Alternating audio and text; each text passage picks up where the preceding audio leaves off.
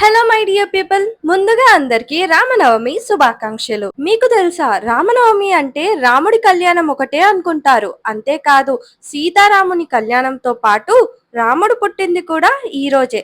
అలాగే ఇదే నవమి రోజున శ్రీరాముడి పట్టాభిషేకం కూడా జరిగింది. మా ఇంటి ముందు ఉన్న టెంపుల్లో కళ్యాణం అయితే చాలా ఘనంగా చేశారు. మీరు కూడా చూడండి.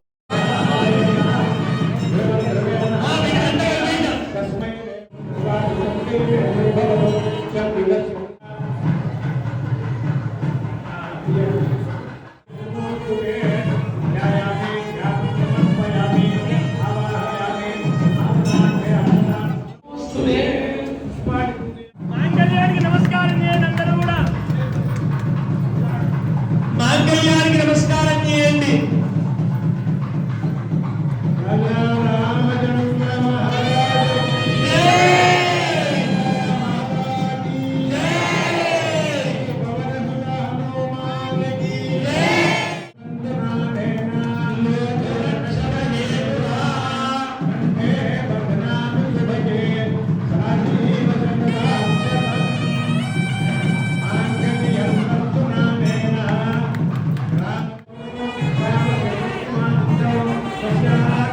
చూశారు కదా, కళ్యాణం అయితే చాలా బాగా జరిగింది. ఈ రామనవమికి స్పెషల్ గా ఇచ్చే ప్రసాదం పానకం.